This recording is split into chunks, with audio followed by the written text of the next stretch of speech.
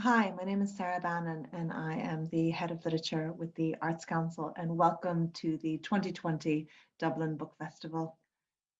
I still like that feeling of being privileged by the secret contents of a book. Anne Enright.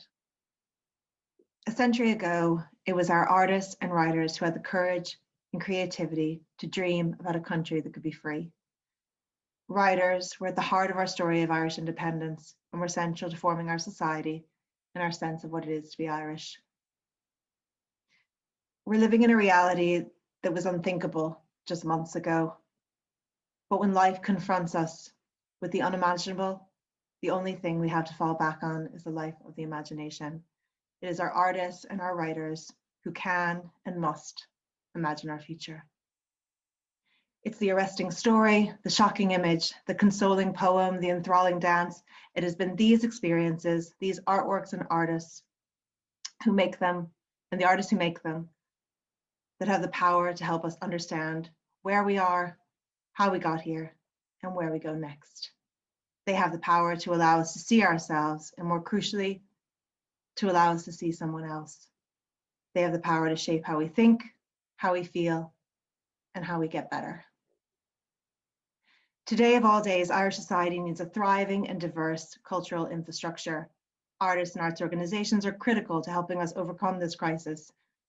Their work and their creativity is vital to our mental health, to our civic life, and to shaping and reshaping our society during and post-crisis. The arts in Ireland are sustained by 1,000 small connections, festivals up and down the country, or where so many of these connections have been clustered and created. These live in-person events on the ground generate an electricity, an energy and dynamism that perhaps we took for granted.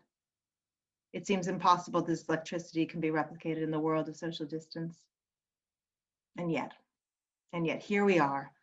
As we open the Dublin Book Festival 2020, I am full of hope and admiration and yes, electricity. Hope for the arts, admiration for artists and arts organizations, and the electricity that can only be felt when you open up a festival program and see it brimming with events that you can't wait to get stuck into.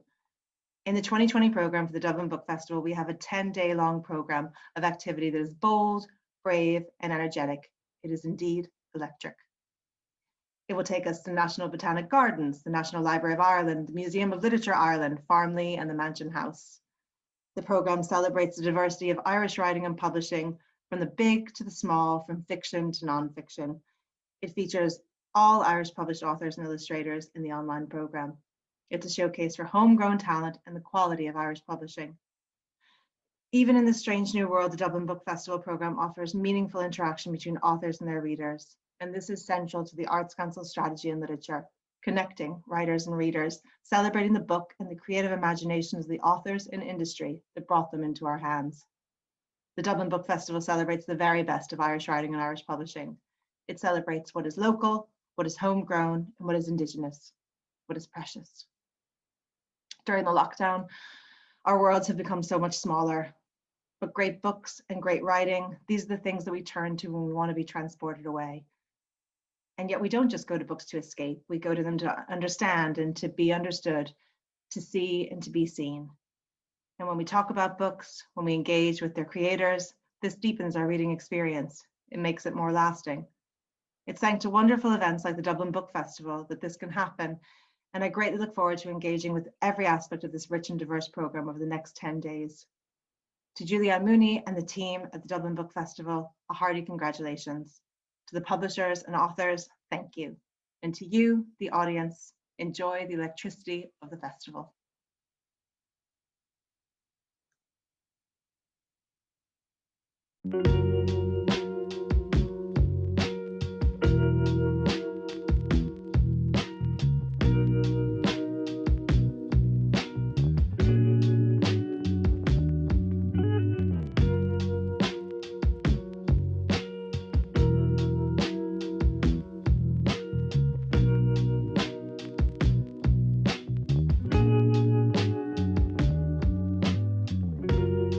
Hello and welcome to this Arena special from the Dublin Book Festival at Molly, the Museum of Literature Ireland. The Dublin Book Festival is offering over 40 online events, including this one, the majority free, some for a fee, but all available on dublinbookfestival.com. Tonight, we are talking to three of our great writers. Christine Dwyer Hickey, whose novel Tatty is Dublin's One City, One Book for 2020. Kevin Barry, who has just published a new book of short stories called That Old Country Music. And with me now, to get things started, Roddy Doyle, Booker Prize-winning author of Paddy, Clarke, Ha Ha Ha, and the much-loved Barrytown trilogy, whose middle child, believe it or not, the Snapper, is 30 years old this year. And Roddy, of course, has also provided us with a library full of groundbreaking work. His new book is called Love, a story of love in its many manifestations. And Roddy, the setup here is two guys talking to each other, not in a pub, but in several pubs. They're on a bit of a pub crawl, Joe Yes. and Davy. They're going around the city of Dublin. So those who are familiar with the recent incarnation of Two Pints, two boys sitting in a pub talking to each other, which was first of all Facebook and online, then gave you two books, 2 pints, 2 more pints, and it gave you a play. They might think, are we in a similar territory? What's the relationship here with two men talking to each other around drink? Well, they are two men. They're very different, I think, to the 2 pint men. They don't know each other very well anymore. They were inseparable for a few key years in their teens and early 20s and almost shared a life. But they went their separate ways. One of them, literally, he moved to England. And they meet a couple of times a year. But they dropped out of the pub scene and would meet for something to eat. They're like hitting 60 at this stage, so they'd meet for something to eat. And they, for various reasons, this particular night, they kind of climb backwards into their youth and try to, in a way, relive it. And that's why they're in the pub. I have very close friends who I've grown up with, and I haven't been in their houses in decades. You know, we've no interest in each other's houses. When I moved house I think it was about 16 years ago, my closest friends came and had a go at it and said, that's very nice, and I don't think they've been in it since. We don't go into each other's houses. So men of my age, when we meet in the pub. And that's why these two men are quite comfortable in the pub. And they can. It's a novel because if they were younger, I'd like to think that it would be a short story, that they'd get to the point that bit quicker. They'd be more confident expressing their feelings and emotions. But they're men of a certain age, so it takes a good 90,000 words for them to get to the point, and a lot of alcohol, a lot of drinking before they actually can get to the point. Yeah, I wondered about how essential the drink was to their communication. Joe and Davy are the two men in question here. Well, it's in a way that phrase, they drink themselves sober. I'm not sure if that's feasible. I didn't do that kind of research, to be honest with you. And one key part of the third draft, I think, was counting the amount of pints they had and deciding, is that feasible or not? So I took back a couple of pints, and my agent, who's a brilliant reader, she's really fantastic. She's a great, great reader, and she was wondering, I suppose from her point of view, have they, they've drunk a lot, have they not drunk too much? And I assured her, no, it's all doable. But I think it, in a way, loosens them up a bit, and it because they are discussing an event which they both witnessed, if you like, or a phase of their life that they were both at, but they don't share the memory. So being in a pub helps that, or going into town, into the city centre, and going to a few of the pubs they used to frequent. It allows them, in a way, to get closer to that moment in the early 80s. I suppose if they were younger men, they possibly could have had a few more pints. Is that part of the dynamic of going to the restaurant first as well? No doubt. And I mean, when these men, when I say these men, and the only research I did is that I also had a few pints in the early 80s, these guys, when the pubs shut, It was very hard. I believe it was possible to drink for 24 hours, but you really did have to know the secret knocks and the stairways and the rest of it, whereas if you have the money in your pocket, you could keep on going forever in Dublin. The circumstances that there was the holy hour still existed, for example, so they wander the city a bit homeless for the hour of the holy hour until they're able to get back into a pub at 3:30. Because the book is divided between them in their current state and then them when in their early 20s. Well, let's have a look at their current state. Joe and Davy, both married. Yes. And it would seem, on the surface, there are some complications here, but on the surface, reasonably successful marriages. Is that a fair I would have thought characterization? So, yeah. One thing, they're the women they talk about, they really love them. They really do. They're very fond of them. It's not just...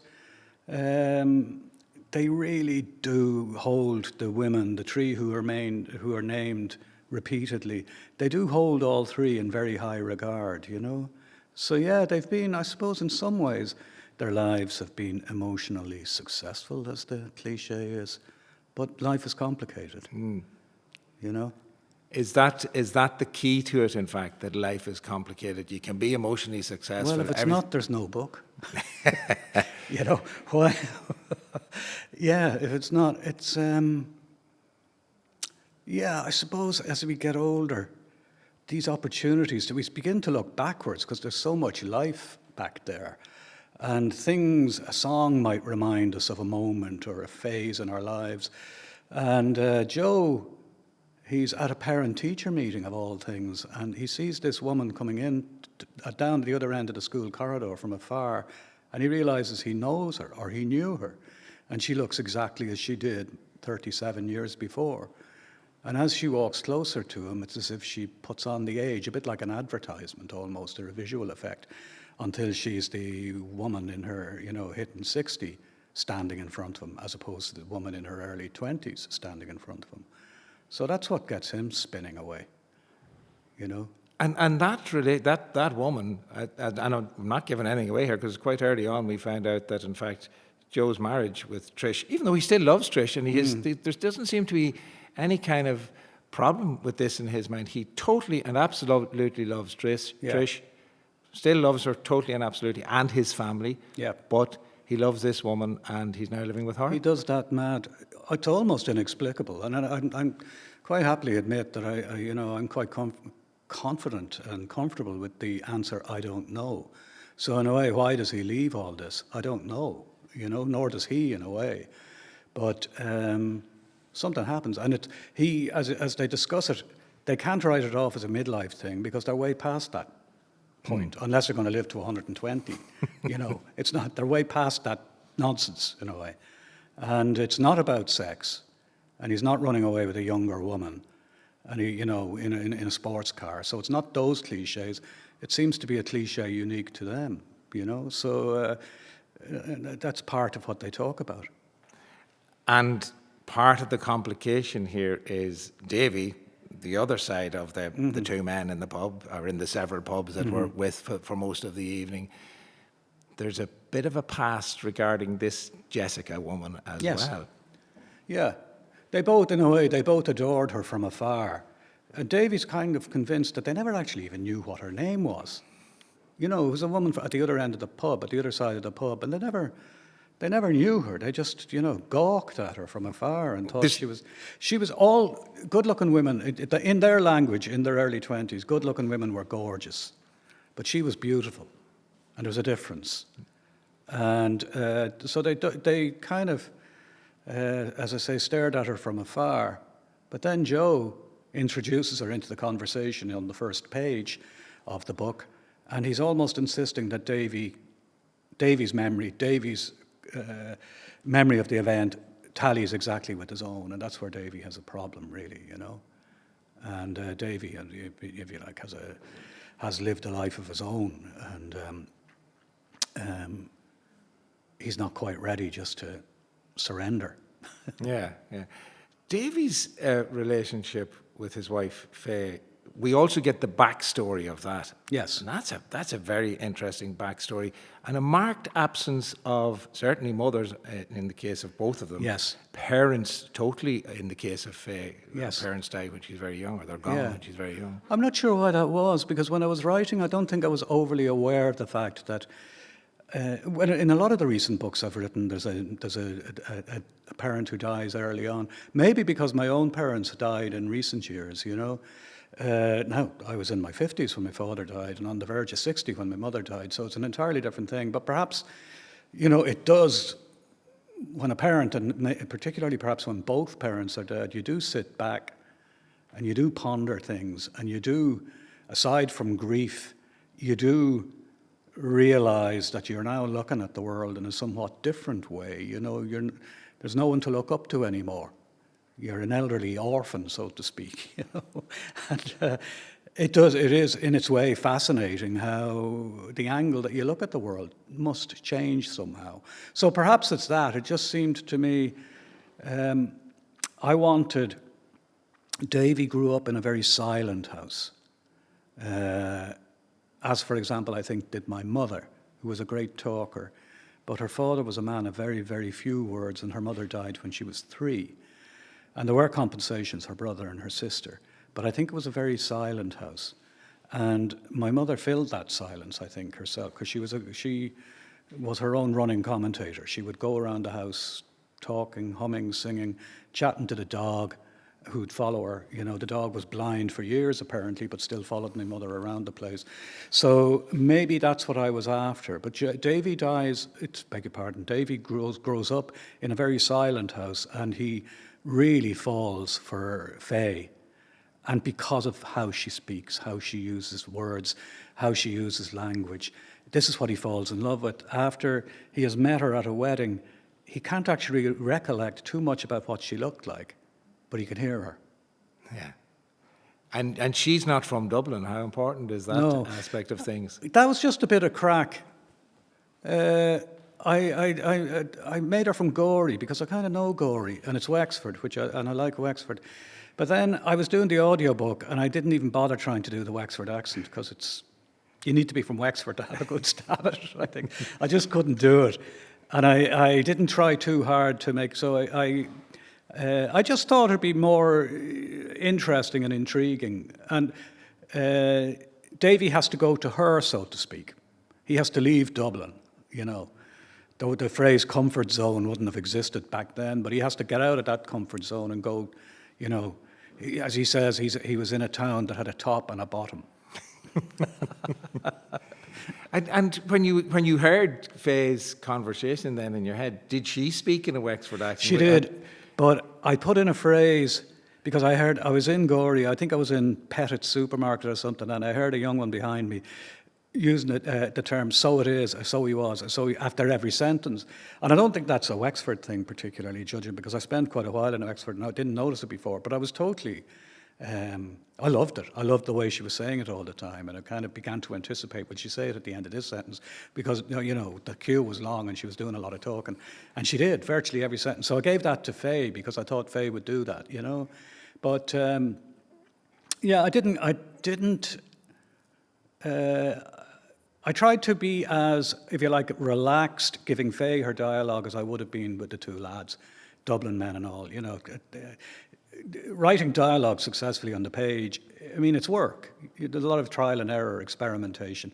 So there was no more with Faye than there was with the two men.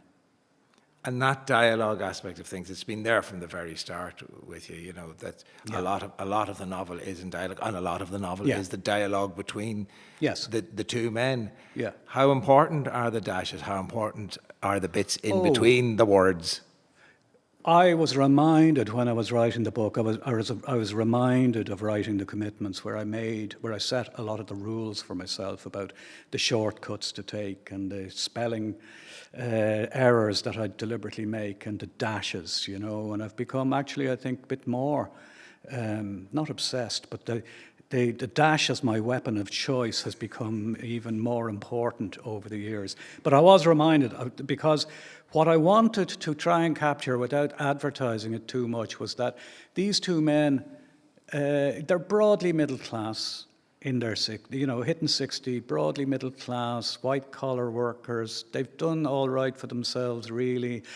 They're familiar with food, for example, wine. They're not all that fussed, but they're familiar with that world. They're very happy in the restaurant. It's not a rare Christmas treat or anything like that. So, but as they become more comfortable with each other and they begin to drink, they revert to their younger Dublin selves. So, and Davy, who spent more of his life living in England than he has in Dublin, he loves coming back to Dublin, he said, because he can take out words like grand and things like that and use them in a way that he can't across in England. So they both become, during the course of the book, Dublin lads. And that involved, for me, very careful editing, really, really careful editing, and not going overboard either, I wondered about, you mentioned there, that in their 50s and 60s, as they are, Joe and Davy, they're middle-class men, they're white-collar workers, they're, reasonably successful, certainly comfortable in life. They're not struggling to pay the ESB bill or anything like that. But in their 20s, this Jessica character, the young woman that they both see in the pub, George's pub, she plays cello. Yeah. We're up around Chatham Row in Dublin. We're up around the College of Music. Yeah. Was that a very different world to the kind of, maybe the worlds that Joe and Davy grew up in? Yes, and deliberately so. They deliberately crossed the Liffey to see this world, if you like. So they came south to see. They did, yeah. Deeper and deeper into the south, and they found this pub where they felt at home. Yet they were sitting on the edge, looking in. And they wondered about the cello, and there were violin cases as well. They were asking the landlord George about it, and whether they went to the College of Music, and George said they might have been playing in the Gaiety around the corner from the pub, and neither of them has ever been to an opera, for example, and I don't think they've seen a live orchestra, and they don't know whether she'd be in the pit if she's playing with the cello, and they're wondering, does she read the music? Can she read the music? Is it dark down there? Does she have to learn it off by heart? So it's exotic, to put it mildly. It's exotic. And when they finally, once and only, see her play and hear her play, Davy isn't sure. He thinks it might be Bach, but he doesn't know, really. It's not his world. And it takes a while, he said, with the cello before it sounds like music. She's sawing away at the strings, and then gradually it begins to sound like music. But there are people come into the pub with Switzer's bags, for example. Switzer's being Brown Thomas, isn't it? Yeah. And it's something they think they have a confidence and ease, physical ease, these people. They're at home, He said they all seem to be people who've just come home for the holidays, and they're welcoming each other, and men who are quite elegant with a few days unshaven, but it's a deliberate thing as opposed to just couldn't be bothered, But have Joe and Davy in their 50s and 60s kind of become those men? I don't think so. They're not quite at that level of comfort. No, I don't think so. And after a while, it's not particularly, I doubt if it's really what they wanted either, But they wanted, there's also a literary side to it. Davy mentions Flann O'Brien, that they wanted to be in the pubs that these writers, this world, was part of, So that's what they love as well, the idea of being in the same place as Flann O'Brien and Brendan Behan. I can't remember, there were a few authors he mentions, but Flann O'Brien springs to mind. I think in the pub, and if it is based on a real pub, I think there's a whole line of portraits of writers. Well, I have them in the Palace, you have them which is a real pub, and there are writers all, the dead writers. They're all over the place. Yeah. It may well have a woman from Wexford in it. It may well have a fella who comes home from England to Dublin in it. But there's no doubt that this is a Dublin book. Its heart and soul is Dublin. You're going to read a little section that, in fact, places us directly into the middle of Dublin. Yeah, it's the world that the men, these young lads, found themselves in their early 20s, in the early 80s. So I think that world has changed somewhat. The places are still there, but I think the feeling of what it's about has changed somewhat. I'd like to think it has, actually. But anyway, this is It's untypical of the book in a way because it's a long passage without any dialogue. Pubs, the world of men. There were women there too, but the world, the pub, was made by men, put there for men. There were no women serving, no lounge girls, very few women sitting on the stools along the counter. Dark wood, old mirrors, smoke-drenched walls and ceilings, and photographs of men, jockeys, footballers, men drinking, writers, all men, rebels, boxers. The women were guests, the men were at home. There was a day I parked myself on a stool, and although I'd never sat on it before, I knew it was mine. All of the stools were mine. That particular stool was in George's, but it was the stool we found in every pub in Dublin. I'd discovered my life, the shy man's heaven. A string of pubs connected by streets and lanes, the streets in plain sight but secret. Poolbeg Street, Sackville Place, Fleet Street, Essex Street, Dame Lane, Wicklow Street, Exchequer Street, South William Street, Chatham Row, Duke Street, South Anne Street, Duke Lane, George's Street, Fade Street, Drury Street, Stephen Street, Coppinger Row, Johnson's Court, South King Street. The streets were sometimes crowded, sometimes deserted, but only we knew why they were there, their real hidden purpose. And that's Roddy Doyle reading from his book, Love.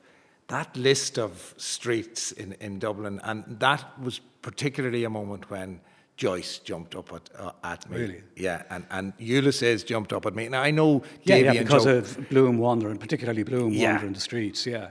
Luckily, he didn't own the streets, and they're still there, which is wonderful. Yeah. You know, I love maps, you know, and I've got historical atlases of Dublin, and I pore over them regularly, and it's fascinating how street names change and some don't. You know, it says so much, or seems to, and certainly it suggests an awful lot. You know, so I had a great time. At first, I was going to be literal. You know, I was going to map a route across Dublin. But the rhythm wasn't great, and the rhythm is more important than reality. So I just went for streets that I could read in that way, or would be read in that way, almost like bad poetry.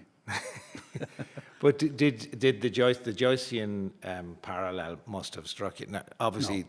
Bloom and they're different ages. These your two men, Joe and Davy, are the same No, age. I've been writing about Dublin for 33, 34 years now, and no. I reread Ulysses when I was writing A Star Called Henry, because I thought it'd be a good idea to, read about a Dublin that would have coincided with the fictional Dublin that my character was wandering through then. But that's the only time Joyce has been on my shoulder, so to speak. No, I never think of any other writers, really, when I'm writing. Except myself, really. You know, that's the strange thing is that, it's not strange, I suppose it's inevitable. That's my 12th novel. And I've written a lot of short stories and other stuff as well. And there are times when I'm writing and I feel to myself, it's a horrible feeling. I've done this before. You know, I've done this before. I've named that character that name before, or this has happened before. That piece of dialogue feels familiar. I've written it before.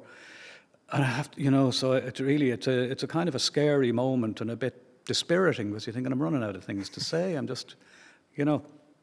But so I have to sort that out. So I'm conscious of my own past, in a way, when I'm writing, trying to come up with new ideas and new ways of telling a story. So there's no room for James Joyce. He can feck off and you know, sit on his own shoulder, walk on his own streets. Yeah, exactly. You have your own set of streets. There's loads of room for us. Yeah. When did you know you were writing about love? It's such a deceptively simple word. It's a one-word title for a book. I mean, it's a huge word, but when did you know that's what you were writing about? Or was it what you were writing about? I didn't. The title unusually came to me quite early. Normally, I've often finished a novel and given it to my publisher before I know what I'm going to call it. But the title came to me because it's one of those words. I remember when I was an English teacher, using the word love as an example of something that could be so precise and yet so vague at the same time. You know, I love my wife, I love chips, I love my mother, you know, I love football. Entirely different experiences, one verb, you know. So it's a great, great word. And it did, as I began to have an idea, I didn't know what I was writing at first. I rarely do when I start. Plot only emerges as I go deeper in. And I knew that I was writing about love most obviously, the love of these men who are doing the talking for the women they talk about and build up with their words, but also the love of the men for each other, and whether that is still there and whether that can be acknowledged and used. And then also I began to think, as I got deeper in and we got to know the narrator, Davy, that it's about perhaps his ability or willingness to just be a bit kind to himself, to love himself, despite his feelings of insufficiency and redundancy and broad wretchedness, really. So that's, the word love seemed to capture all that, you know. So, yeah, it turned out I began to really like the title. I know you've 90,000 words that explains the love between the two men, but and that's, I suppose, at the very heart of the book. What is the nature of that relationship between the two men? Did they surprise you in how they communicate or don't communicate? How do you think that love is expressed between the two of them, I suppose? Well, I think in the end, although it's only an evening in their lives, I think from the narrator's point of view, it's his patience. He decides he'll give Joe his opportunity. He'll let him talk. And it goes round in a loop, round and round in a loop. I had started the book when my mother fell ill. She was 92, and she fell ill, and I put the book aside because my siblings and myself were looking after her for the last months of her life. And she spent the last week in the hospice in Raheny. And when I got back to working on the book a few weeks after the funeral, I roared into it. I really was, whatever energy, the grief, whatever, I just charged into the book. I had it finished in a couple of months, really unusually. And I didn't know what I was going to do with it. But I think the fact that I'd spent time in the hospice, and it's such a gentle place, and such in its strange way, I suppose, a wonderful place, that I thought I could bring these guys there so that they can keep talking in that atmosphere, get them out of the pub, get them away from the pints and into this place in a way that's believable and right. And that, given the circumstances, given where they are, the room they're sitting in, that they will listen to each other. You know, and that's what happened then. It did strike me that, you know, for all the bravado and all the jibing at each other and being able to press each other's buttons when they're going from pub to pub and drink to drink, and knowing what to say, when to say it, and what little tone to put in it, that in fact when drink disappears, when they get to the closing, to get to the section of the novel where they're in this hospice, they don't need any drink, in fact, to be truthful to each other. It's incredibly touching how they are around each other at a very vital moment in Davy's life. Yes. And neither of them are drinkers anymore. They both say no, they don't drink much at all. And Davy, the occasional, you know, has a bottle of craft beer, and as his wife says, he spends more time looking at it than he does drinking it. You know, that reading the label thing, you know, and oh, that's a nice label. But it's one bottle, you know, so it's more habit than anything. They don't really drink anymore, which is why this night is particularly strange for them as well, you know. So they drink, in a way, they love the evening they're having together, but it's likely that's the last they'll ever have in that type of way, you know, that they, and it could go badly wrong on several occasions, but some remnant, some piece of loyalty or curiosity even keeps Davy there. And then when they go to the hospice, neither of them is going to storm out, you know, and it's in many ways the perfect place for them to conclude the conversation with a witness. There's another lovely scene that really struck me about a quiet type of communication. It's Davy on holidays with his father in Rimini in Italy. Yeah. I don't know, it might be a page long, the scene. The scene is something, it's not much longer than that. The father says everything to him in probably words of one or two syllables. Yeah. that father-son relationship, how difficult was that to draw on, to actually pair it back to saying so much with so little? Well, it was difficult insofar as it's never happened to me in a way, because I had both my parents throughout my life, and my father was a talker, you know, and my mother was she became an even greater talker to get, to shove him aside on occasion. So I grew up in a house of talkers, so there was no absence.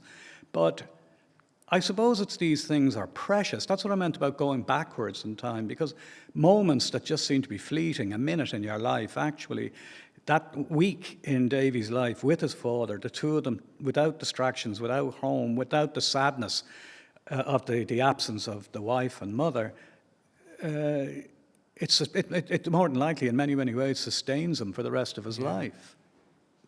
Because his father says things that he never says again. It also struck me, I loved that scene. It was probably my favourite scene in the book. Thank you. And the closing section. But the book could also, it wouldn't have been as good a title, Memory. It would have been a bit more boring. I wouldn't be picking up that one. No, you wouldn't be buying that one. No. But that is what we're looking at here. There are several occasions when either Joe or Davy tells the same story and goes, that's not what happened at all. And Joe gives examples of cleaning out the house after his mother died with his sisters. There's no sharing. There is, but there isn't. The memories don't tally. And Joe also, he has a memory of an incident with his daughter in the car, a woman with a baseball cap. Yeah, I'm going to ask you to tell that one. Yeah, that's the one I want. And gradually then, his wife starts telling the story. Trish, who's a born raconteur, she starts telling the story. And in the story, she becomes the woman with the baseball cap. And people are enthralled by it. They think she's brilliant. They're just howling with laughter. And by degrees, as Joe said, if the marriage had stayed that way, she would have eventually been in the car. She'd have been part of the story. But the marriage broke up. And then he asks the daughter, what did she think of this, that the mother was in the car? And the daughter says she was in the car. So Joe's deeply hurt by this. I mean, it's absurd and it's funny. But that precious thing between him and his daughter is no longer that precious thing between him and his daughter, because his wife has somehow intruded. Years after the thing happened, she's after opening the passenger seat and climbed into the car. In fact, what probably has happened that she's now driving the car and Joe isn't in it. So this is why we all have these memories. I mean, anybody who has siblings will be probably nodding their heads now at the moment, because we don't, we all witness the same thing, but we just start describing them with different words and we don't recollect them the same way, quite reasonably, And Joe has the generosity, he kind of gives her that. He may walk out on her, but I think, does he kind of give it to her? Because he's there. His head is full of Trish telling the story. Yeah. He really loves, she's a different woman to Faye, but as much as anything else, I no idea what these characters look like, to be honest with you. Never bother. No idea what, there may be a reference to eye colour, I don't know. It's the words, it's the way they present themselves to the world, and their energy, and he really, really loves her, so he realises, what an event it was to see Trish telling this story. It's one of those things where when it's a good storyteller, you don't really mind if it's the 100th time you're witnessing this, because you're actually witnessing people hearing it maybe for the first time. And probably a little bit added each time. Oh yeah, absolutely, yeah. Roddy, thanks a million for speaking to us. Thank you. Roddy Doyle speaking to us there about his latest novel, Love, which is published by Jonathan Cape. Combining a love of deep soul, jazz, funk and pop, our musical guest, Yuli Murphy, has created, they say, a version of the 70s that never happened. This is Yuli's version of the Norah Jones song, Don't Know Why.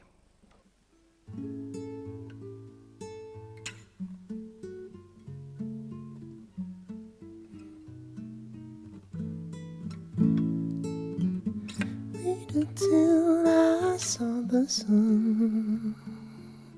Don't know why I didn't come. Left you by the house of fun. Don't know why I didn't come. Don't know why I didn't come. When I saw the break of day, wish that I could fly away. instead of kneeling in the sand, catching teardrops in my hand. My heart is drenched in wine. You beyond my mind forever.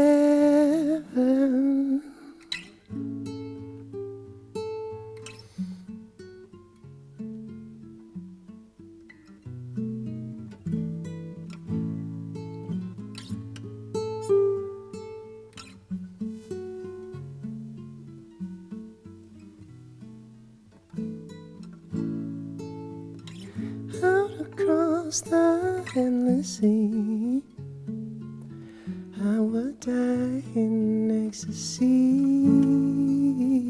Instead of be a bag of bones, driving down the road alone.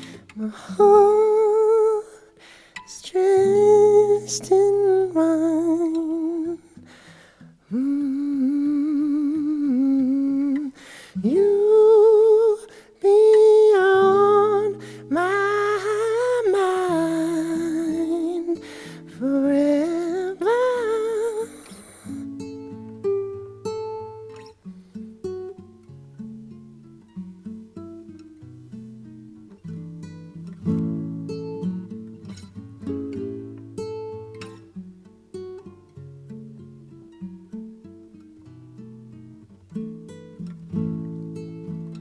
Something's got to make you run.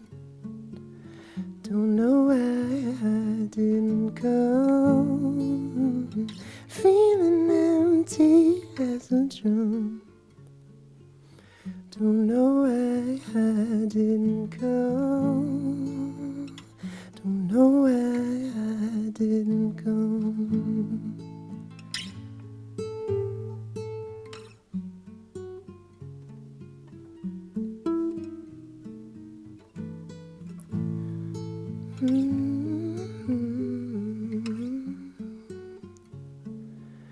Don't know why I didn't come.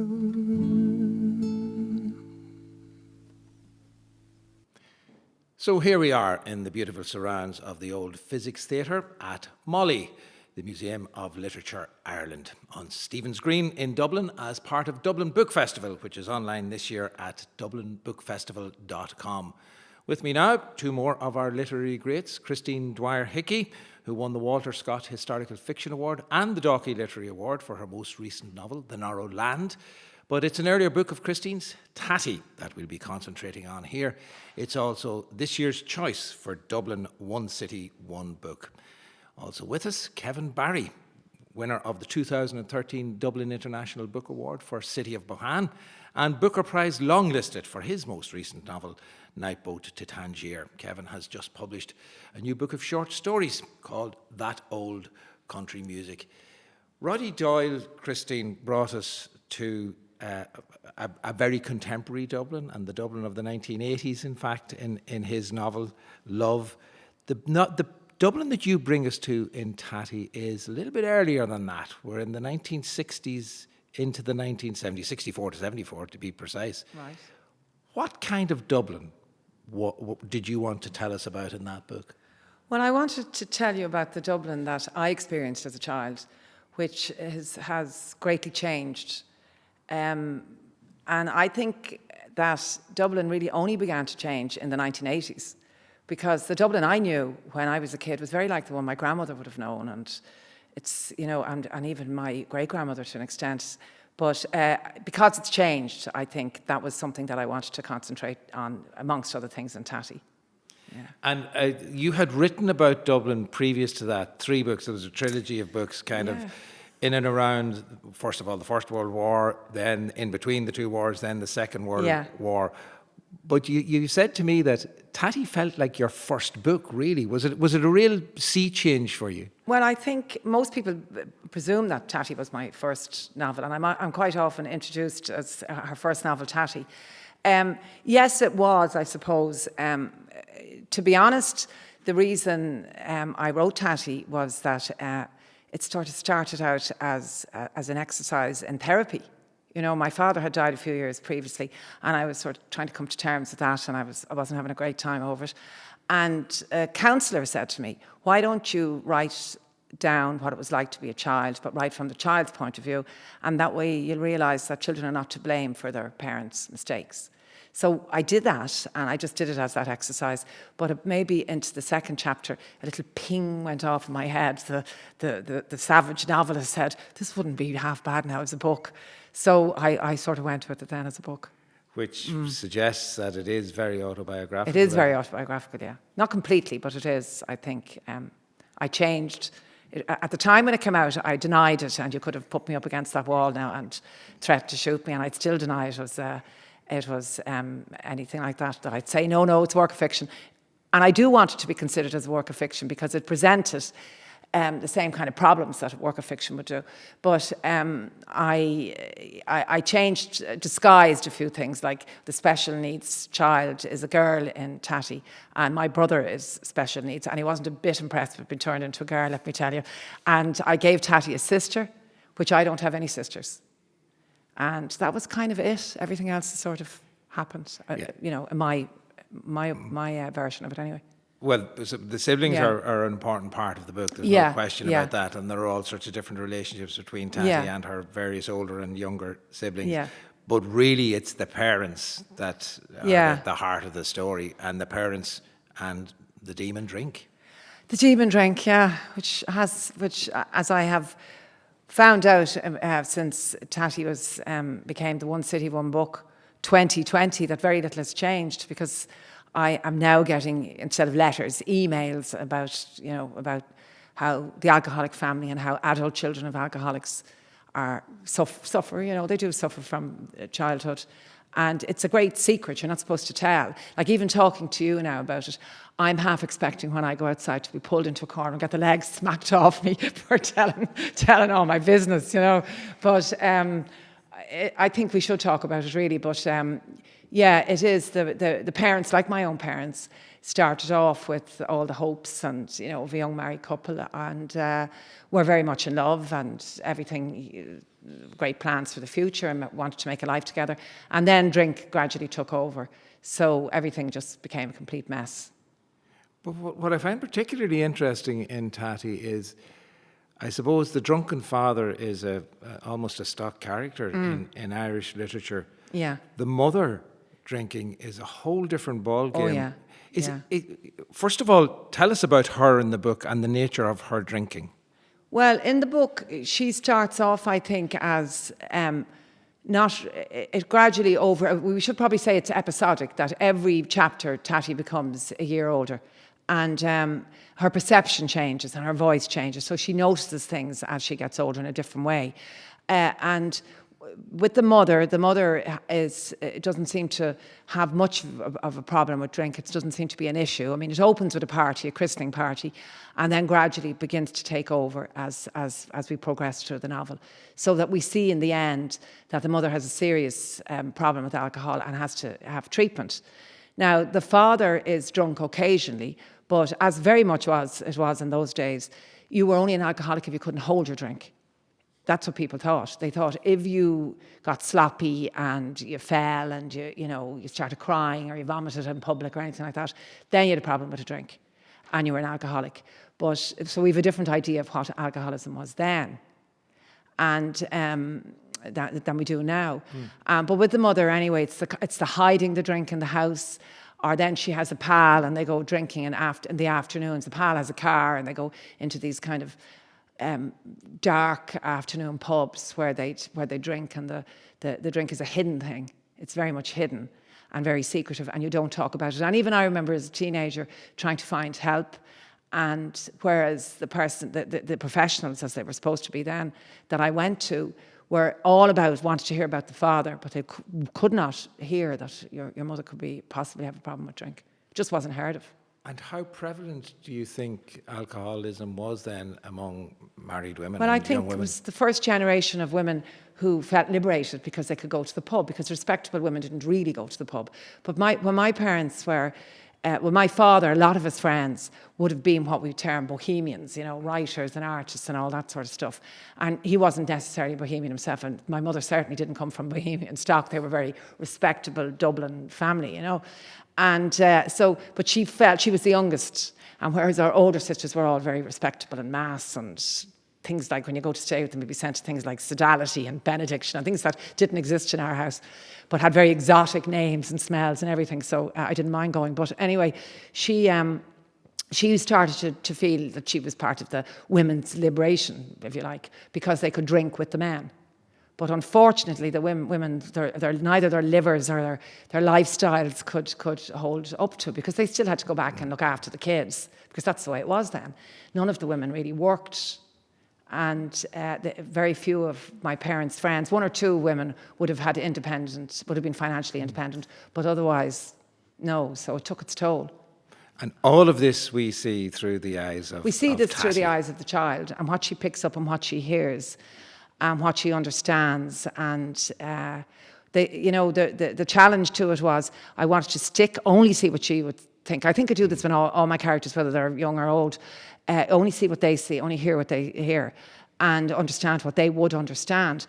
But at the same time, you have to allow the reader to see, oh, we can see what's going to happen here. Yeah. This is going to be a disaster. But she doesn't know. She believes. You also have to calibrate that. You had to calibrate that in the writing of the book, in that it starts in 1964, it gets to 1974. We more or less meet her each year along the way. So what age is she roughly when it starts? What age is she? She's 5 when it starts, and she's 14 when it finishes. Yeah, that's a big change. That is a big change, character. yeah. And in between, she goes away to boarding school, which means that she is suddenly the same as everybody, which was the same for me.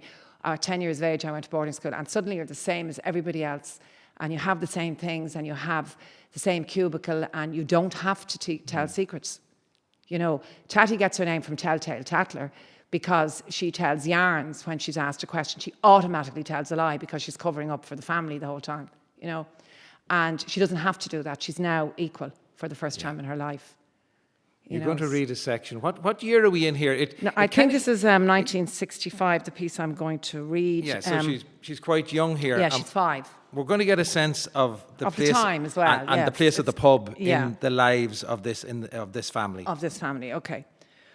When you go out with the men, you go to the pub.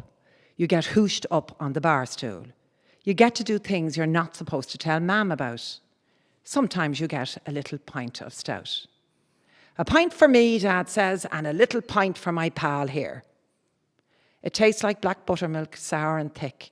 It stings the tubes in the inside of your ears on the way down. But you drink it all up and go, ha, the way Dad does, and wipe your mouth on the back of your hand. Then you say, I want to go to the toilet, even if you don't. And you get lifted down off the stool and the men forget all about you. You can turn on all the taps. You can make the toilets have a race running in and out, flushing all the chains. You can open all the doors and slap them shut again. You can come back outside and crawl all over the long bouncy seats by the wall. When you go out with the women, you go to the shops or else you go to a house on a visit. You might be allowed out to play if it's not raining, but if it is raining, you have to behave yourself inside. They stay in the kitchen. They sit at the table and smoke cigarettes and drink tea and give out stink about the men. And that's a bit mean because the men never give out about them. The men never say anything about them at all. That's Christine Dwyer Hickey there with a section from her book, Tatty. This year's Dublin, One City, One Book.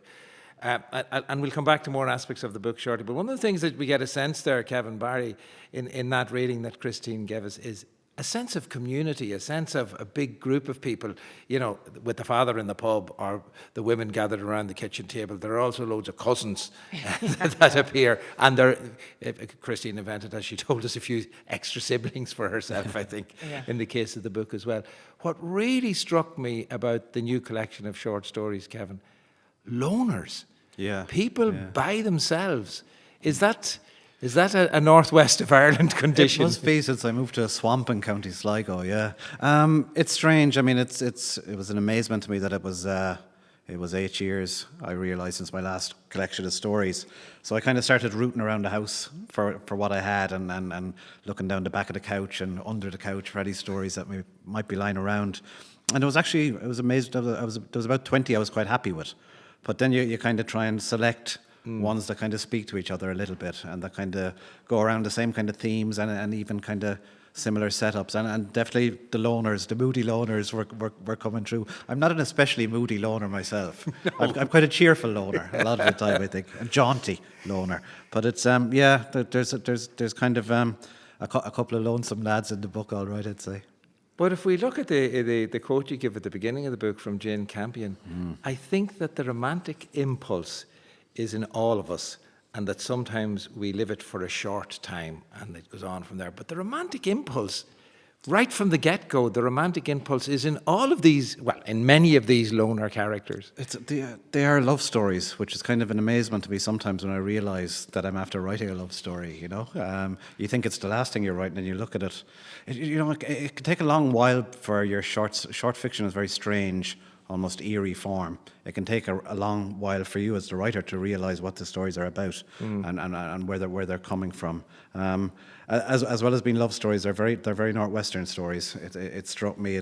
I've lived in the rural Northwest for 13 years now, and in a very strange, weird way, your material follows you around in the world, and it takes a while before your immediate circumstance and your place comes into the work. But mostly now, when I sit down to write a story, and I'm dedicated to the form. I keep having a go at them. But mostly when I sit down now, they're getting closer to home. They're in the Northwest, they're in Leitrim and Sligo and around Roscommon, the tri-state zone, as I call it, you know, the Inland Empire up there. So it's, and that was something that felt like it gave the set of stories a kind of a unity as well, you know, that are a coherence geographically at least, and the feeling of this place where I live now. Yeah, I mean, typical of the type of loner is the man in the opening story. The coast of Leitrim, little narrow strip up at the very top, the coast of Leitrim, and Shamie Ferris, with the exotically named, I don't know why he's kind of, I think it's mentioned sometimes that her name is Catherine and he has a slight difficulty with that. I always call her Catherine the whole way through it because is she Polish? She's Polish, isn't she? Yeah. Seamus is on a hill in Leitrim and he falls for the Polish waitress in the cafe down in Clarke. Not based on any Polish waitress that I know on any cafes in Clarke. That was sometimes you get a bit of luck as a short story writer, and it comes to you in a fell swoop. And I was just looking at a property supplement in a newspaper one day and it said, home for sale on the coast of Leitrim. And I just saw the words, the coast of Leitrim, and I thought, that's a story. Just waiting to happen. Just the title can sometimes give you the whole story, you know. Titles are tricky. They either come very quickly or they take ages. You know, it's the last minute when you get one. But as soon as I had the coast of Leitrim, I knew it was melancholy. And I knew it was some sort of, you know, twisted love story that was going to unfold. Yeah, but you're on the coast of Leitrim in that first story. But if I look down through some of the other stories, there's a story further on where we're up in the Curlew Mountains, kind of Bonnie and Clyde type of characters in the midst of that. We're in the Ox Mountains at another point along the way. One of the characters goes as far away as Donegal up to the Blue Stack Mountains, isn't it? That's as far as we get. I think. Yeah. So mountains, was there something about mountains that started to speak to you in some kind of mythological way? I'm absolutely a mythologizer, if that's any kind of a word. You know, I definitely kind of imbue these places with sort of dramatic properties that they might naturally have in life. But I like to, you know, often when I'm writing a story, it will start from a position where it looks like fairly straight realism, but it will sort of tiptoe away towards the kind of edges of believability and into sort of a kind of myth-making, really. But yeah, I guess I grew up in the flat Midwest, so I'm inclined to romanticize mountainous country and hilly places. I do think, having lived in the Northwest now for 13 years, people who live on high ground are fundamentally different in the soul, and they're kind of they're bothered by wind, and they're kind of have that startled, permanently perplexed kind of look to them. So there's something different about people who live on the higher ground. But I think there are very strong influences in our lives and our characters that come from our natural surroundings, and they can be so enormous that we don't even notice them. I mean, these are West of Ireland stories mostly, and just the fact of that great malevolent ocean on your doorstep out there impacts the character and the nature of the type of people that are there, Rattled, I've often described as the fundamental character of the west of Ireland because of the Atlantic presence. Is there a fundamental character then to the urban landscape that you give us in Tatty? How does that style of place, is it very different how a city informs a book? Because there's no doubt, Tatty is a Dublin book. Dublin is all over it. It is. I don't know what I mean. The Dublin, as I said, of my childhood, it was always these. There was a lot of characters, as we called them, around the place then, and people spoke. I think they spoke more honestly to each other. They slagged each other more than they do now. We're more sensitive. We have to be prepared to worry about other people's feelings all the time. But that didn't really happen. And I know from my childhood, I mean, when I go out with my father, and I went out with him a lot, we could be in 10 pubs in the one day, and you would meet all these different people from different places. They'd all have a name, a nickname usually, or they'd be labelled, and I can't even think of half the names now, and I'm sure they wouldn't be suitable for radio, a lot of them. But in the pub, as you said earlier on, there was a sense of community. And as Kevin said, there was always loners, so there's always one fella sitting at the end of the bar that they'd say, that he never married, or he never, there'd be always something about him.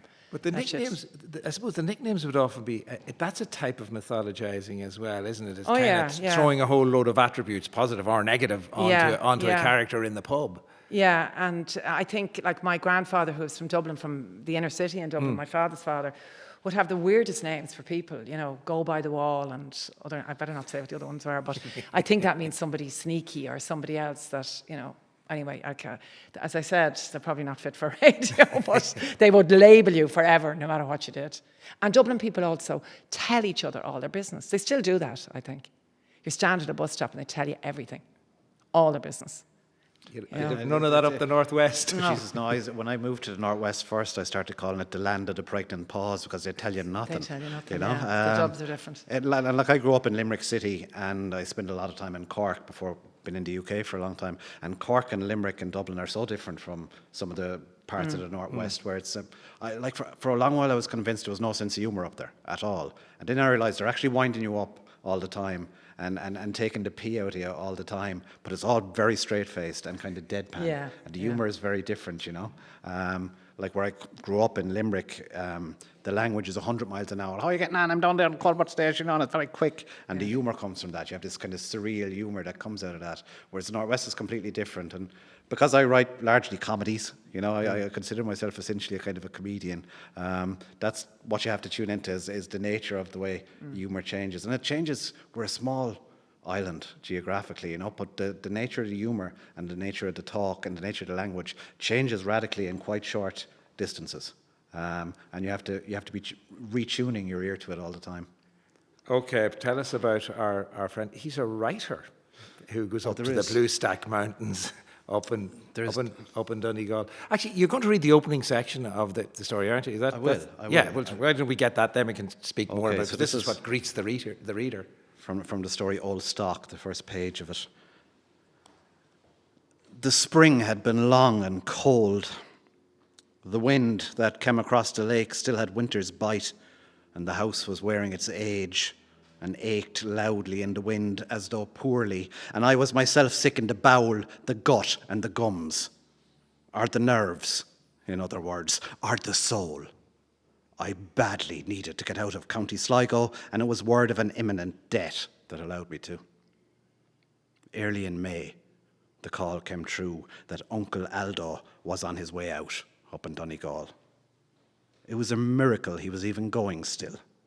Aldo had drank like a fool always and chased women and crashed cars. He burnt summonses. He fell out of a hotel one time and landed on a taxi.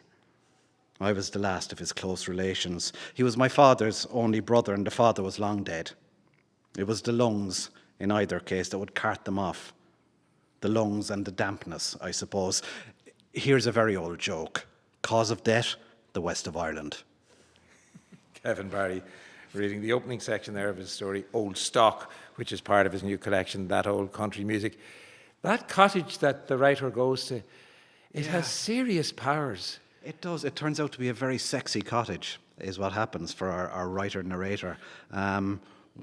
Uncle Aldo does pass very quickly. I'm not giving too much of a spoiler away, and your man inherits the cottage. And whenever women come across him in this place, they find him utterly ravishing, and they just can't control themselves. When he leaves the cottage, he's back to the same old bag of sticks he always was. Not too much of a suave gentleman at all. But I had the notion for a while about a sexy house, a place that would imbue you with ravishing qualities, and it's how it panned out with this one. And there's certainly, was there some myth that was sending you in that direction, some ancient tale that was sending you in that direction? Although I can't think of an Irish tale where they'd say he was shocking sexy when he got his powers going. No, I think the memory of writing that story, which is about 5 or 6 years ago, I always get bored when I'm on holidays. I can't stand enforced leisure time, and we were up near the Blue Stack Mountains in Donegal, and we were staying in a kind of an Airbnb, a cottage, and for some reason the bizarre notion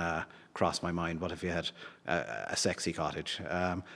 Interestingly, I had to write an introduction to a new book of stories, a collection from the late Julio Cortázar, the Argentinian writer last year, and he's a brilliant story writer in terms of imbuing places with character and buildings with character and their own feelings, and it's something I kind of tune into as well, about these places and buildings and old places just taking on their own kind of nature and giving their own feeling off. And definitely as a writer, that's what you tune into as you go around the place, and in the way that Dublin informs Christine's work so vividly and so strongly. I was tuning into ramshackle old cottages in Donegal. Yeah. And the aspect of his being a writer, it's something that Tatty almost comes to realise as the book is going on, Christine, that she's going to write about this. You get a sense that she's aware of wanting to be a writer. Do you get it? Do you? I think, well, I know when I was a kid, I did probably want to be a writer. And my first thing I ever wrote was a poem to a girl in my class who had ratted me out, and it was a vicious poem, I have to say, really vicious. And she complained about me, of course, and I got into fierce trouble. And the nun in that particular school I was in asked me if I could write a nice poem. And I did, to welcome somebody called General Mother Pia, who was coming to the school from France.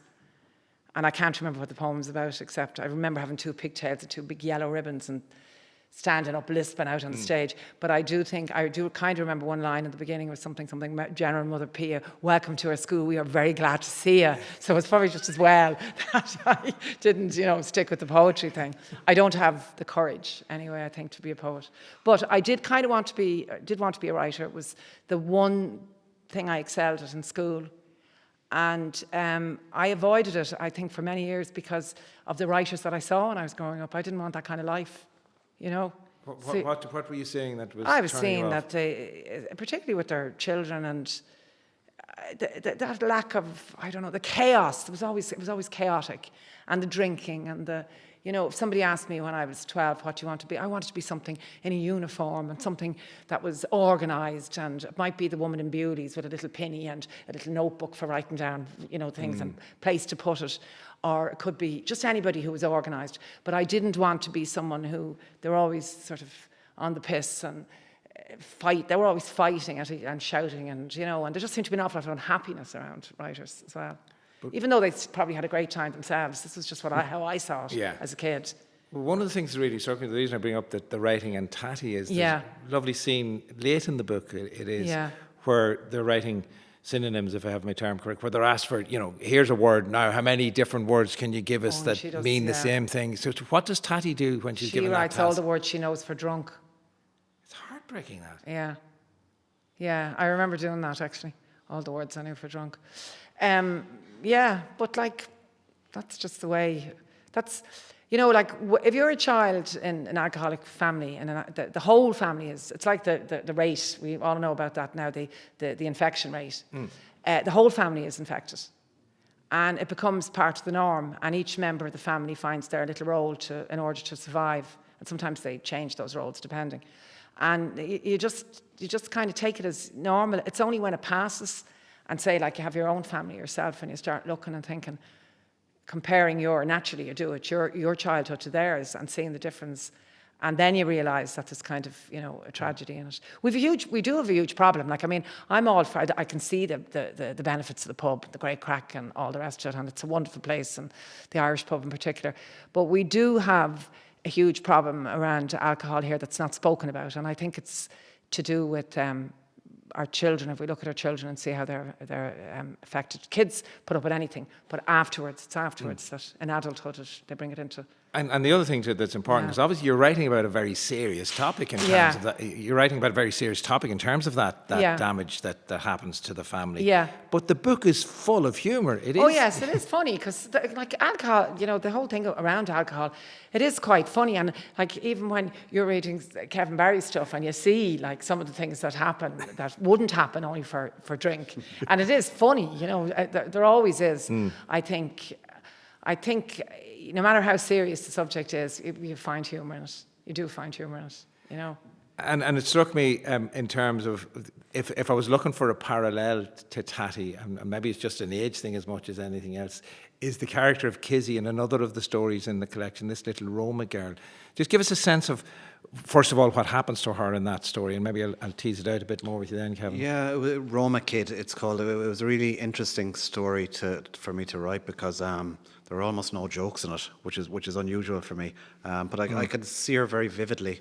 And I think I might have been in Galway or in Cork someday, and I just saw this little Roma girl kind of wandering on her own in an anorak, and she was just really kind of just fiddling with the fastener on the anorak and completely off in her own little world and muttering. And I was looking at her and going, you know, I've no way into her character or her personality or her ethnicity, but who is she and what's she thinking, you know? And I imagine a kid like this deciding that she's in a kind of a direct provision place at the start and deciding she's going to take off and she's going to go her own way, and how would she do it? And just the mechanics of finding out how a kid might do that, get on a train that she wanted to be going in the other direction from the city. She didn't want to go back to the city. So it's kind of an elliptical story. You don't learn very much about her background, just in little slashes, but I was very kind of moved by her as I wrote this story. She has very little English, so she almost has to pick it up as she goes along through the story, and she ends up in all places, the Ox Mountains in County Sligo, which is familiar terrain for me.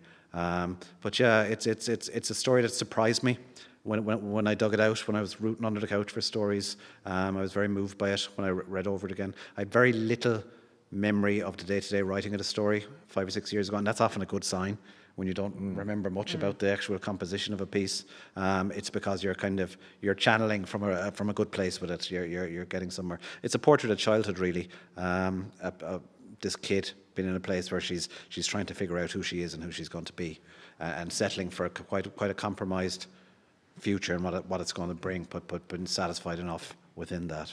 How political a story would you say it is, given that, you know, you do give her this background in direct provision? Did you want to speak directly to that, or how did that work? I would never sit down to write a story with any kind of political theme or so forth in mind, but these things naturally come into your work at oblique or sometimes less than oblique angles, and clearly it has that sort of relevance as well.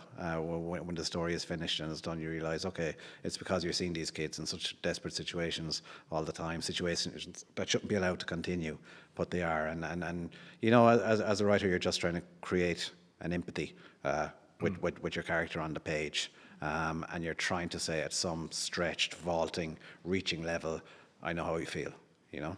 And finally, to you then, Christine, I suppose there is a similar type of aspect to Tatty in that there are all those social ills, particularly the ills around alcoholism in a family. That's part of what you're talking about here. But did you have to put that to one side and kind of tell a story, given that it was so autobiographical? How did that balance work for you? I didn't deliberately think. I just thought I'd tell that story. I never set out just to say, this is going to make a point about this or it's going to make a point about that. It just happened to be part of her story, and the dangers that some children have to go through, like as Kevin was saying about the little Roma girl. You just tell the story. I just come from the character, tell the story. The location is a character as well, almost, and we see what happens then after that.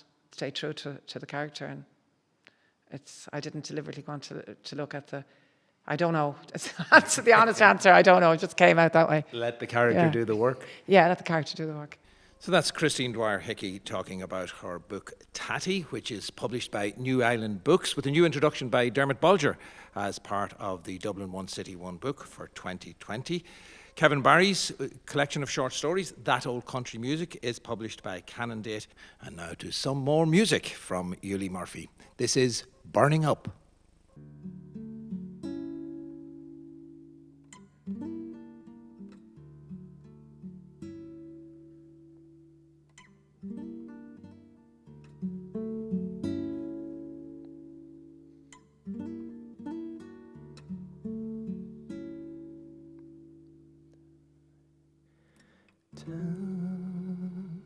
Whole time you have not been good to me. This time you've landed right in front of me. And it feels like fire in my mind. Put in the word, wipe the sweat from my brow. Ooh, you're mad. Ooh, you're a man.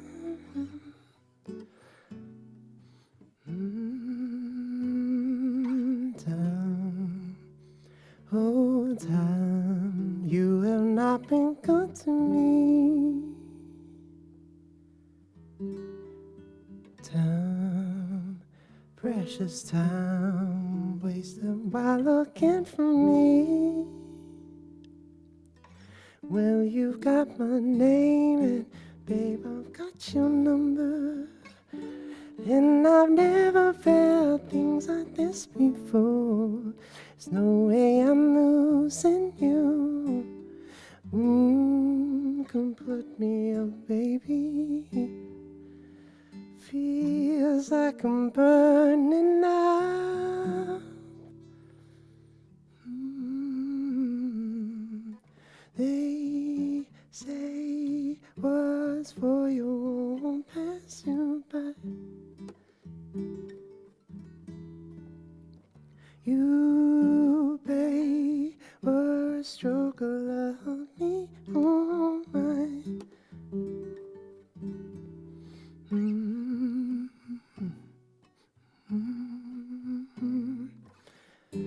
I'm burning, I'm yearning.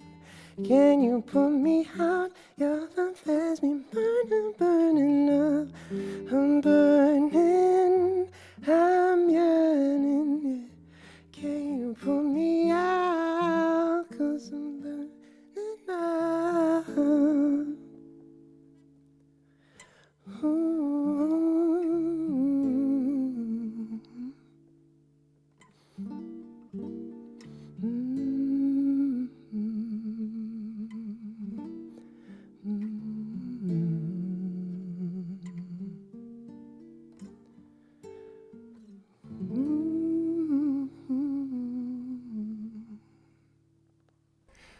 Burning Up, sung by Ueli Murphy. And we're coming to the end of this Arena Dublin Book Festival special. My thanks to Ueli Murphy, to Roddy Doyle, whose book Love is published by Jonathan Cape, Christine Dwyer Hickey, whose Tatty is published by New Island Books, Kevin Barry, whose That Old Country Music is published by Canondate. Thanks also to our partners, Dublin Book Festival, in particular Julianne Mooney-Siren, and to our hosts, the Museum of Literature Ireland, Molly. Remember that this programme and a host of other wonderful literary events will be available from tonight on dublinbookfestival.com. This programme was produced by Kay Sheehy and Sinead Egan. Sound was by Mick McLaughlin and Damien Gavigan, and the video team was Production Partners.